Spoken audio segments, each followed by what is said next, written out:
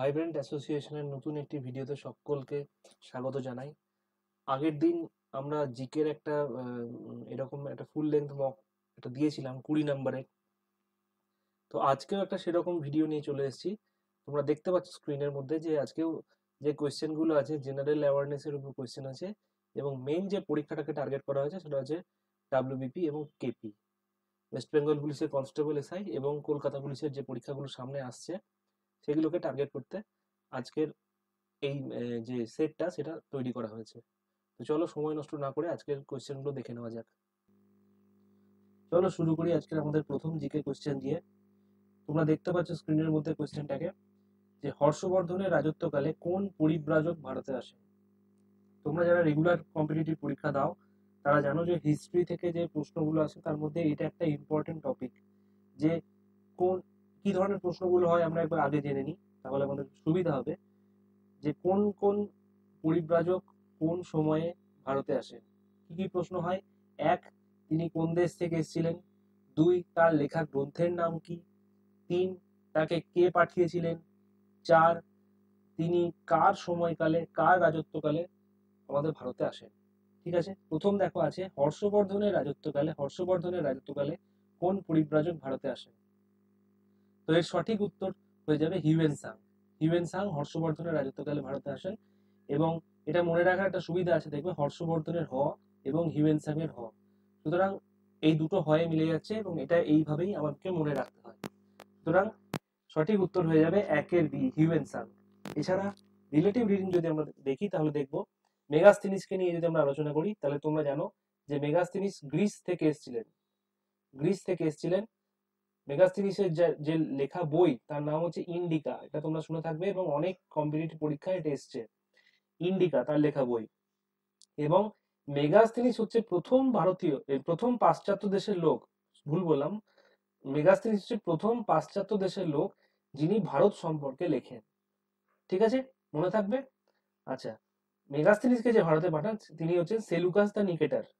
তিনি আমাদের মৌর্য বংশের রাজা চন্দ্রগুপ্ত মৌর্যের দরবারে তিনি তখন মেগাস্থিনিসকে পাঠান। এবং সেই সময় চন্দ্রগুপ্ত মৌর্যের যে রাজধানী ছিল সেটা ছিল পাটলিপুত্র।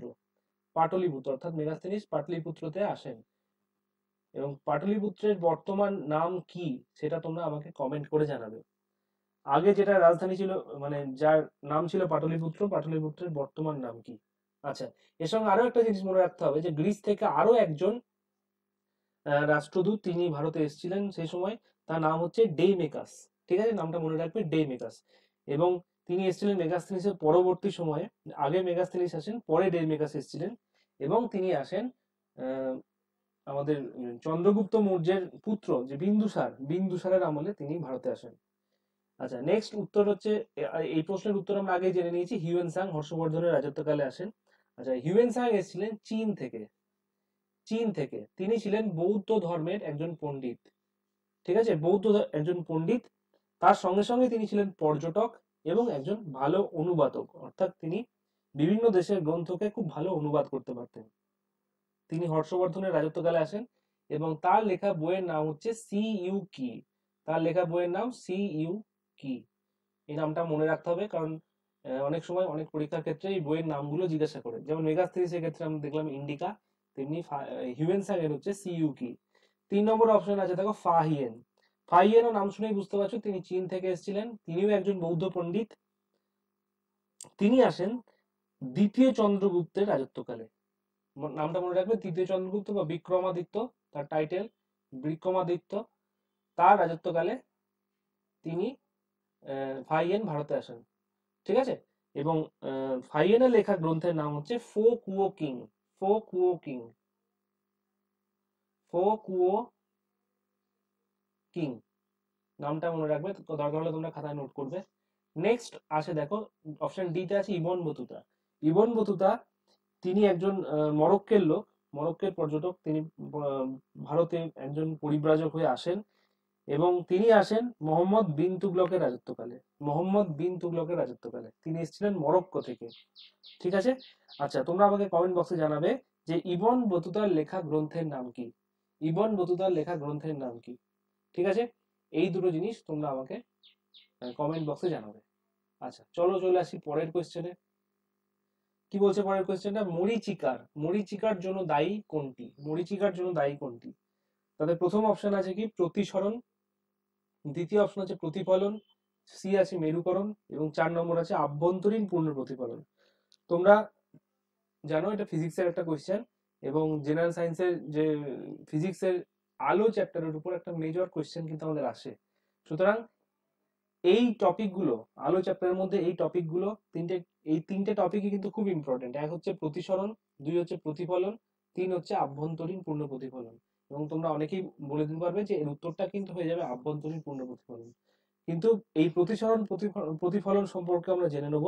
কি আছে দেখো, প্রতিসরণ বলতে যখন কোনো আলোক রশ্মি একটা মাধ্যম থেকে অন্য মাধ্যমে আসে তখন যে বিভেদ তল, এই যে এই লাইনটাকে বলা হয় বিভেদ তল।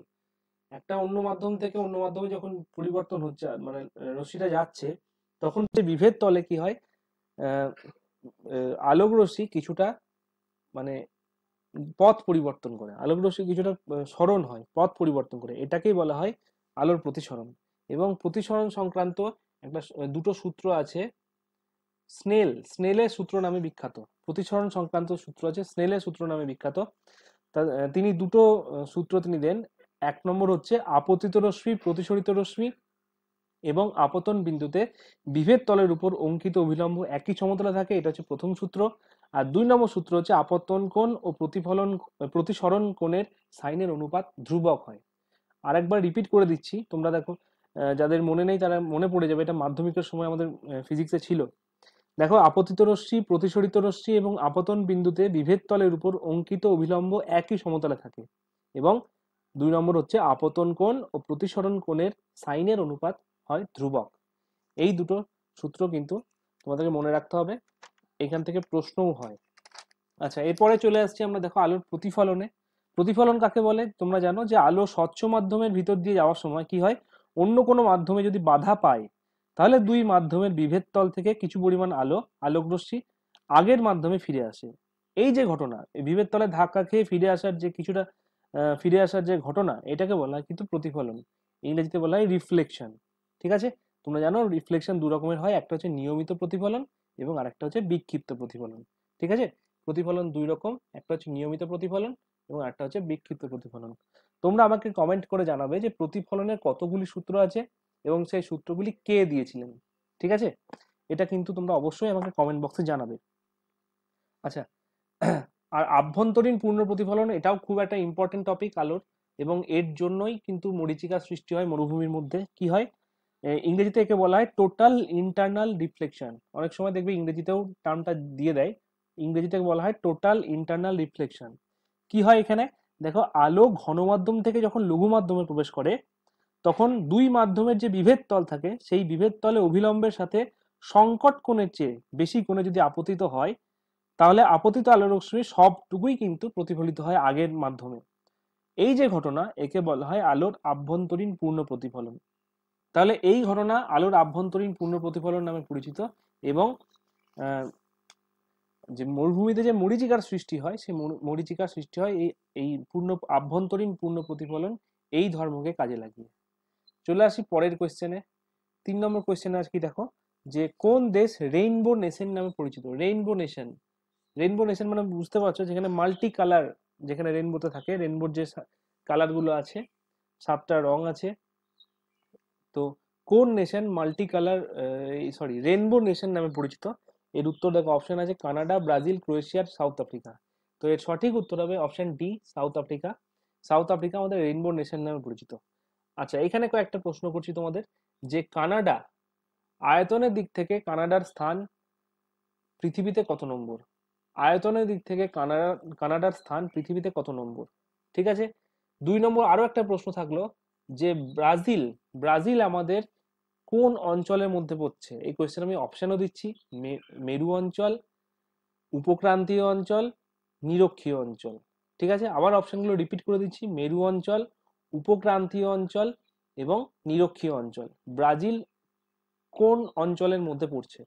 ঠিক আছে, 3 নম্বর আরো একটা মানে কোয়েশ্চেন দিচ্ছি, যে ক্রোয়েশিয়ার রাজধানী কোথায়? আর সাউথ আফ্রিকা কোন খনিজের জন্য বিখ্যাত? সাউথ আফ্রিকা কোন খনিজের জন্য বিখ্যাত? এই মানে একটা প্রশ্ন থেকে চারটে আমি আরো এক্সট্রা টাস্ক দিলাম, তোমরা সেটা আমাকে কমেন্ট করে জানাবে। অবশ্যই যেন এগুলো কমেন্ট করে জানাবে। আচ্ছা, 4 নম্বর প্রশ্নে আসি। দেখো কি আছে, ভূমিকম্পের সময় কয় ধরনের তরঙ্গ সৃষ্টি হয়? ভূমিকম্পের সময় কয় ধরনের তরঙ্গ সৃষ্টি হয়? তো সঠিক উত্তর হয়ে যাবে 3 ধরনের। এবং 3 ধরনের তরঙ্গ, একটা হচ্ছে পি ওয়েভ, একটাকে বলা হয় এস ওয়েভ, এবং একটাকে বলা হয় সারফেস ওয়েভ। সারফেস ওয়েভ, ঠিক আছে। পি ওয়েভের পুরো নাম হচ্ছে প্রাইমারি ওয়েভ, এবং আহ, এই প্রাইমারি ওয়েভটাকেই আমাদের কিন্তু সিসমোগ্রাফ যে স্কেল হয় সেই স্কেলে মাপা হয়। এবং এস ওয়েভের পুরো নাম হচ্ছে সেকেন্ডারি ওয়েভ। সেকেন্ডারি ওয়েভ, এবং এই সেকেন্ডারি ওয়েভ সব থেকে বেশি হার্মফুল হয় ভূমিকম্পের ক্ষেত্রে। এই যে সেকেন্ডারি ওয়েভটা সেটা সব থেকে বেশি হার্মফুল হয়। এবং সারফেস ওয়েভ যেটা, সেটাকে দুভাগে ভাগ করা যায়। একটা হচ্ছে লাভ ওয়েভ, এবং একটা হচ্ছে র্যালে ওয়েভ। মনে থাকবে, RAYLEIGH, র্যালে ওয়েভ। ঠিক আছে। RAY বানানটা, হাতের লেখাটা খুব খারাপ হয়েছে, বানানটা লিখে নেবে তোমরা। RAYLEIGH, আরেকবার ভালো করে লিখে দিচ্ছি, RAYLEIGH, র্যালে ওয়েভ। তাহলে সারফেস ওয়েভের দুটো ভাগ হলো, একটা হচ্ছে লাভ ওয়েভ আর একটা হচ্ছে র্যালে ওয়েভ। আর প্রাইমারি ওয়েভ, সেকেন্ডারি ওয়েভ তোমরা তো জানোই। চলে আসি পরের কোয়েশ্চেনে। কোয়েশ্চেন আছে কি, যে পশ্চিমবঙ্গে মোট কতগুলি জাতীয় উদ্যান আছে? জাতীয় উদ্যান বলতে আমাদের ন্যাশনাল পার্ক ইংরেজিতে বলা হয়। কতগুলি ন্যাশনাল পার্ক আছে? তো এর সঠিক অপশানে কি আছে দেখো, 4টি 5টি এবং অন্য দুটো অপশন এই দিকে আছে, এই দিকটাই নিয়ে যাই স্ক্রিনটাকে। আচ্ছা, এখানে আছে কি, যে 6টি এবং 7টি, ওখানে ছিল 4টি 5টি 6টি 7টি। তাহলে সঠিক উত্তর হয়ে যাবে 6টি ন্যাশনাল পার্ক আছে। সেটা হচ্ছে, আমি বলে দিচ্ছি মুখে, তোমরা দরকার হলে খাতায় নোট করে নেবে। এছাড়া যারা জানো তাদের তো খুবই ভালো। দেখো, গরুমারা ন্যাশনাল পার্ক হচ্ছে একটা ন্যাশনাল পার্ক। 2 নম্বর হচ্ছে নেওড়া ভ্যালি ন্যাশনাল পার্ক। 3 নম্বর জলদাপাড়া ন্যাশনাল পার্ক। 4 নম্বর সুন্দরবন ন্যাশনাল পার্ক। 5 নম্বর সিঙ্গালীলা। এবং 6 নম্বর হচ্ছে বক্সা ন্যাশনাল পার্ক। তাহলে আমাদের পশ্চিমবঙ্গে মোট 6টি ন্যাশনাল পার্ক আছে। আচ্ছা, 6 নম্বর কোয়েশ্চেন কি আছে দেখো, পৃথিবীর প্রাচীনতম বন্দরের নাম কি? তো যে বন্দরগুলো দেখছো সবগুলোই কিন্তু বন্দরের উদাহরণ, এবং এর মধ্যে সবচেয়ে প্রাচীনতম হচ্ছে অ্যান্সার এ, হচ্ছে লোথাল। আমরা সিন্ধু সভ্যতা পড়তে গিয়ে আমরা কিন্তু এই লোথালের কথা পাই। লোথাল হচ্ছে গুজরাটে অবস্থিত, তৎকালীন গুজরাটে অবস্থিত, এবং লোথাল হচ্ছে আমাদের পৃথিবীর সবচেয়ে প্রাচীনতম বন্দর। আচ্ছা, 4 নম্বর কোয়েশ্চেন কি আছে, জাহাঙ্গীর কোন শিখ গুরুকে হত্যা করেন? জাহাঙ্গীর কোন শিখ গুরুকে হত্যা করেন? আচ্ছা, এর সঠিক উত্তর হয়ে যাবে 7-এর এ, গুরু অর্জুনকে। গুরু অর্জুনকে। আচ্ছা, এখানে আরো একটি তোমাদের হোম টাস্ক দিচ্ছি, যে গুরু গোবিন্দ সিং যে পন্থা চালু করেন শিখদের মধ্যে, সেই পন্থার নাম কি? এবং দ্বিতীয় একটা কোয়েশ্চেন দিচ্ছি এখানটা থেকেই, দেখো, যে গুরু তেগ বাহাদুর, গুরু তেগ বাহাদুর, গুরু তেগ বাহাদুরকেও কিন্তু হত্যা করা হয়। এনাকে কে হত্যা করেন? এনাকে কে হত্যা করেন? এই দুটো প্রশ্ন আমাকে উত্তর দিতে হবে। চলে আসি পরের কোয়েশ্চেনে, 8 নম্বর কোয়েশ্চেন, কোন ঋতুতে আমাদের শরীরে বেশি ফ্যাটের প্রয়োজন হয়? কোন ঋতুতে আমাদের শরীরে বেশি ফ্যাটের প্রয়োজন হয়? এর সঠিক উত্তর কি হবে? সঠিক উত্তর হবে 8-এর এ, অর্থাৎ শীতকালে। শীতকালে আমাদের শরীরে বেশি ফ্যাটের প্রয়োজন হয়। কারণ এর কারণটা তোমরা আমাকে জানাবে, এর কারণটা তোমরা কমেন্ট বক্সে লিখে জানাবে। ঠিক আছে। এবং আরো একটা জিনিস এখান থেকে তোমাদেরকে জানার জন্য বলছি, যে কিছু কিছু প্রাণী আছে যারা এই সময় কি হয়, শরীরে মানে শীতকাল আসার আগে এরা অতিরিক্ত খাবার গ্রহণ করে এবং শরীরে মেদ জন্মায়। ঠিক আছে, শরীরের মেদ আকারে সেই খাবার সঞ্চিত করে, এবং শীতে তারা কিন্তু মানে তারা নিজেদের বাসস্থান থেকে তারা বের হয় না, যাকে আমরা বলি শীত ঘুম। তো শীত ঘুমকে ইংরেজিতে কি বলা হয়? ঠিক আছে, শীত ঘুমকে ইংরেজিতে কি বলা হয়? এটাই তোমাদের বাড়ির কাজ থাকবে, তোমরা আমাকে কমেন্ট বক্সে জানাবে। নেক্সট এসো 9 নম্বর কোয়েশ্চেনে, যে হরিদ্বারে গুরুকুল আশ্রম কে প্রতিষ্ঠা করেন? হরিদ্বারে গুরুকুল আশ্রম কে প্রতিষ্ঠা করেন? হরিদ্বার আমাদের উত্তরাখণ্ডে অবস্থিত, এবং গুরুকুল আশ্রম এখানে প্রতিষ্ঠা করেন স্বামী শ্রদ্ধানন্দ। স্বামী শ্রদ্ধানন্দ। এখানে একটা নাম খুবই পরিচিত নাম তোমাদের, স্বামী বিবেকানন্দ। আচ্ছা, স্বামী বিবেকানন্দ কত সালে তিনি চিকাগোতে ধর্মে চিকাগো ধর্মসভায় তিনি বক্তৃতা দেন, সেটা তোমরা আমাকে জানাবে। আর স্বামী বিবেকানন্দের লেখা বইগুলোর নাম তোমরা আমাকে কমেন্ট করে জানাবে। 2 নম্বর, দেখো অপশন আছে, সি নম্বর অপশন আছে দয়ানন্দ সরস্বতী। দয়ানন্দ সরস্বতী আমাদের সমাজ সংস্কার আন্দোলনে তার অবদান আশা করি কারো অজানা নয়, এবং তার যে প্রতিষ্ঠান তার নাম হচ্ছে কি আর্য সমাজ। আর্য সমাজ, এই 1875 সালে আর্য সমাজ প্রতিষ্ঠা করেন, এবং তিনি যে একটা পাবলিশ করতেন, যে পত্রিকা তিনি চালাতেন, তার নাম হচ্ছে সত্যার্থ প্রকাশ। সত্যার্থ প্রকাশ, সত্যার্থ প্রকাশ তার লেখা, তার সম্পাদিত পত্রিকা। আচ্ছা, দয়ানন্দ সরস্বতী থেকে একটা জিনিস তোমরা আমাকে জানাবে, সেটা হচ্ছে দয়ানন্দ সরস্বতী থেকে যেটা জানাবে সেটা হচ্ছে তিনি যে স্লোগানটা দিতেন, তার যে ফেমাস উক্তি, সেই উক্তিটা কি, সেটা তোমরা আমাকে কমেন্ট করে জানাবে। নেক্সট আসি পরের কোশ্চেনে। পলাশির যুদ্ধ, পলাশির যুদ্ধ কাব্যগ্রন্থটি কার লেখা? পলাশির যুদ্ধের সঙ্গে আমরা কম বেশি সবাই পরিচিত। আমরা জানি যে 1757 সালে পলাশিতে, মুর্শিদাবাদের পলাশিতে সিরাজদৌল্লার সঙ্গে রবার্ট ক্লাইভের যুদ্ধ হয়। তো এইটা নিয়ে অনেকের অনেক লেখা আছে। তো এইটা পলাশির যুদ্ধ নামেই একটা কিন্তু কাব্যগ্রন্থ আছে। প্রশ্ন হচ্ছে কাব্যগ্রন্থটি কার লেখা? অপশনগুলো পরের পেজে আছে, আমি দিয়ে দিচ্ছি। আচ্ছা, 4টে অপশন দেখো দেওয়া আছে, রাজশেখর বসু, নবীনচন্দ্র সেন, মানিক বন্দ্যোপাধ্যায় এবং সুকুমার সেন। তো সঠিক অ্যান্সার কি? সঠিক অ্যান্সার হচ্ছে নবীনচন্দ্র সেন। নবীনচন্দ্র সেনের লেখা কাব্যগ্রন্থ হচ্ছে পলাশির যুদ্ধ। তোমরা আমাকে মানিক বন্দ্যোপাধ্যায়ের লেখা কিছু বিখ্যাত লেখা, আমাকে তার নাম তোমরা কমেন্ট করে জানাবে। ডাব্লিউবিপি এবং কেপি পরীক্ষায় কিন্তু যে বাংলা যারা লেখক লেখিকা আছেন তাদের যে বিখ্যাত লেখা সেখান থেকে প্রশ্ন করা হয়। তোমরা মানিক বন্দ্যোপাধ্যায়ের লেখা কিছু বিখ্যাত উপন্যাসের নাম তোমরা আমাকে জানাবে। আচ্ছা, নেক্সট আসি 11 নম্বর কোয়েশ্চেনে।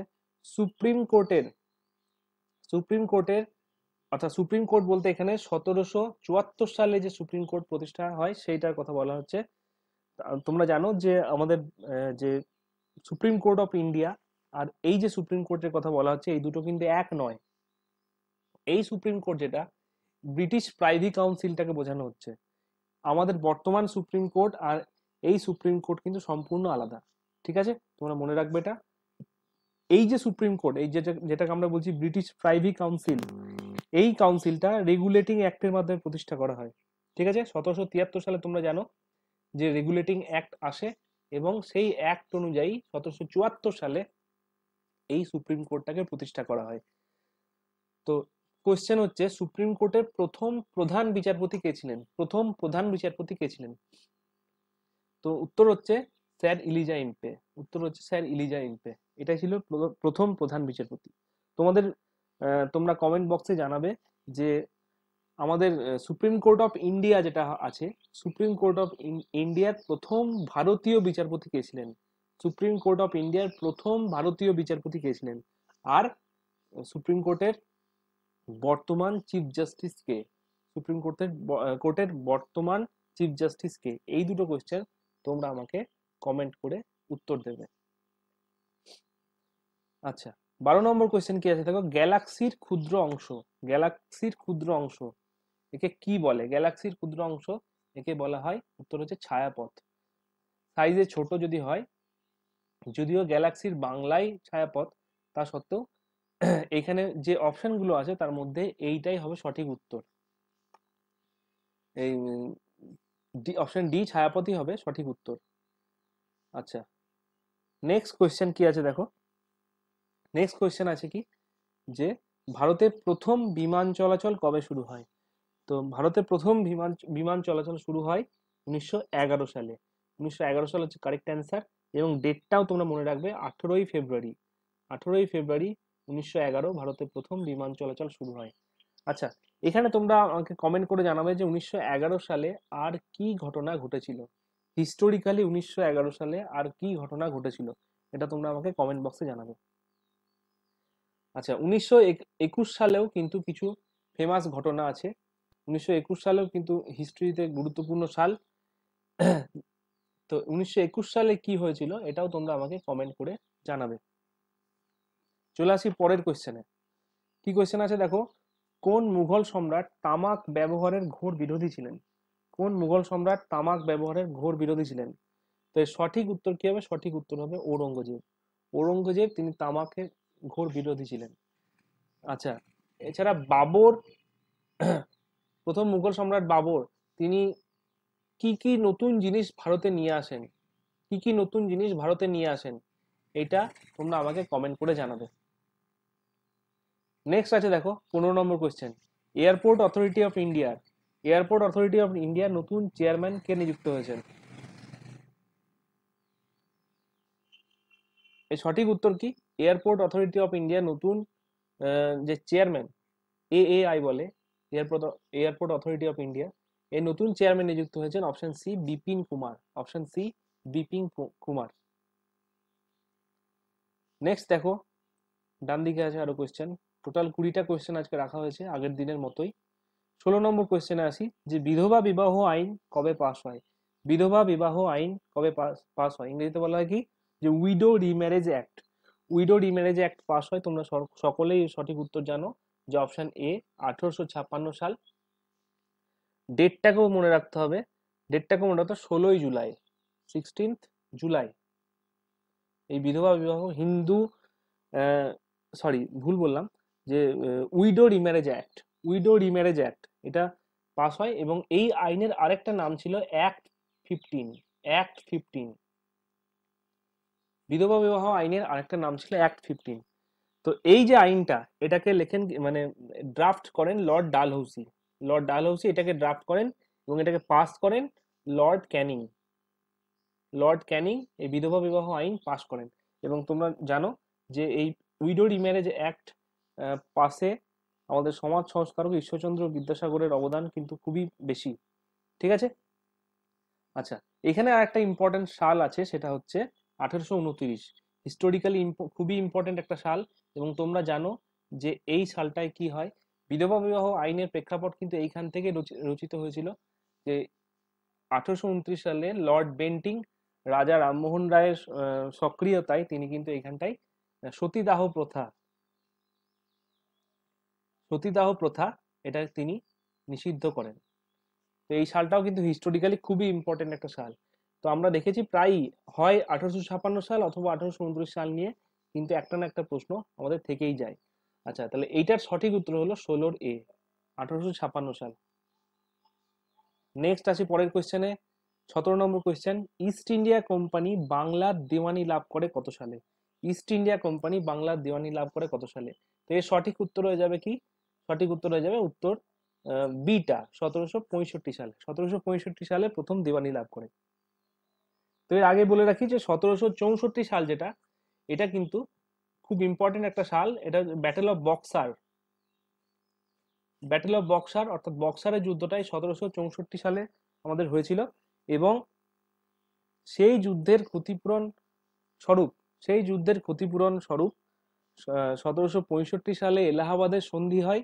এবং এলাহাবাদের দ্বিতীয় সন্ধিতে ইস্ট ইন্ডিয়া কোম্পানি, এটা কিন্তু বাংলা, বিহার এবং উড়িষ্যা, কোয়েশ্চেনে শুধুমাত্র বাংলা দেওয়া থাকলেও কিন্তু অ্যাকচুয়ালি যেটা হয় সেটা হচ্ছে বাংলা, বিহার ও উড়িষ্যা, এই তিনটে জায়গার দেওয়ানি তারা লাভ করে। 1765 সাল এলাহাবাদের দ্বিতীয় সন্ধি, মনে রাখবে। নেক্সট কোয়েশ্চেন আছে দেখো 18 নম্বর কোয়েশ্চেন, যে ঘড়ির কাঁটার গতি, ঘড়ির কাঁটার গতি কেমন গতি? ঘড়ির কাঁটার গতি যেটা, অর্থাৎ এইখান থেকে এইভাবে যে ঘোরে ঘড়ির কাঁটার গতিটা, সেটা কেমন গতি? তো এর সঠিক উত্তর হবে 18C, এটা হচ্ছে ঘূর্ণন গতি। সঠিক উত্তর হবে 18C, ঘূর্ণন গতি।